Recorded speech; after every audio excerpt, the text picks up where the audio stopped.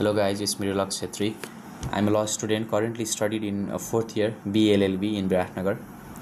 आज चाहिँ म कम्पनी लको बारेमा पढ्दैछु। मैले पढ्दै थिएँ अब मैले पढेको कुरो तपाईहरुलाई पनि शेयर गरौँ न भनेर मैले चाहिँ आज कम्पनी ल भने के हो, कम्पनी भने के हो, कम्पनीको फिचर्सहरु के हुन्छ र त्यो फिचर्स मध्येको पहिलो फिचर्स जुन लीगल पर्सनालिटी छ त्यसको बारेमा पढेर त्यो भित्र हामीले एउटा केसलाई पढ्नुपर्छ। Salomon versus Salomon company limited भन्ने थियो। त्यहाँनेरि चाहिँ सलोमनले चाहिँ कम्पनीबाट लोन लिएको हुन्छ र उसको कम्पनी चाहिँ लिक्विडेसनमा जान्छ पछि गएर। अनि जसले लोन दिएको उले के भन्छ भने कम्पनीले लोन लिए पनि कम्पनी तिम्रो एजेन्ट हो त्यसैले तिमीले लोन तिर्नुपर्छ भनेर भन्छ।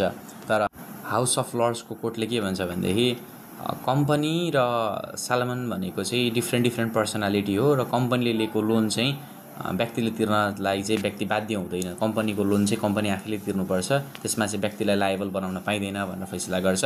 अनि यहाँबाट चाहिँ कम्पनीको एउटा मेन फिचर त्यो हो लीगल पर्सनालिटीको डेभलप हुन्छ।